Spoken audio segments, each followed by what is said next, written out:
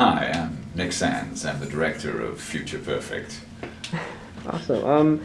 Okay, so I have this question generally for how do you relate to your character? But seeing as you're the director and all that stuff, how do you relate to your role in the show? I find the material that we're working on delightful and unusual. It's not often that I get a chance to really work with opera and also with young people at the same time. So the youth factor here is great. We've got a big range of ages, which means I get to work with a lot of people who have got knowledge in one place and not knowledge in another. And that's a delight. So I look at this as it's a family piece, and it takes a family to make it. So that's why I find it enjoyable.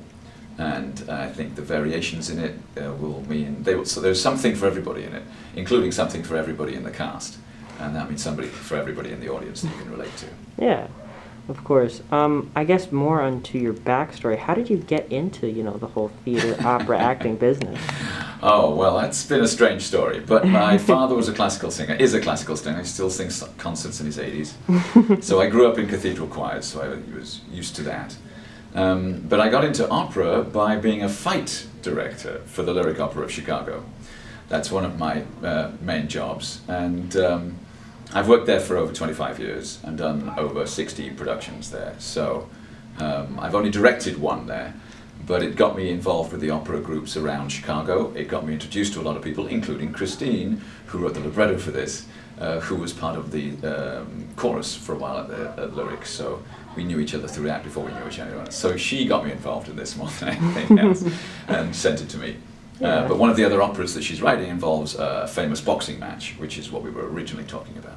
Cool. So, and then this came up because it was delayed and she needed a director. Yeah. Well, I mean, you're an excellent fit. What is... My phone is so far away. What has Future Perfect taught you? Future Perfect has taught me to look for the young person inside me. I'm almost 60, so it's been a while since that, but I teach all the time. I teach at the theatre school at DePaul, so I teach 20-year-olds all the time. But we're dealing with some very young people, and knowing that we all need patience of a different type, including me. I need patience of a different type, and patience offered to me. So as we all learn on every process, I always think of every theatrical journey that we take as a learning process. It must be, otherwise we're not doing it right. Theatre is a travel in somebody else's shoes. It's a travel into an imaginative world. It's a place where you have never been before. And so you should always learn something, even if that something is simply greater empathy, an understanding, and a new perspective. Yeah. And I know you've been waiting for this question, the golden one of the hour. Who do you prefer, Chompy or Jingle? Oh, that would be telling. I can't, No. As a director, I think showing favoritism, it would be really bad.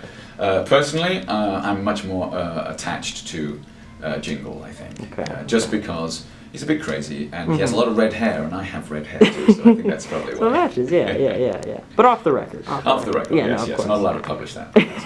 All right, well, thank you so much. Pleasure.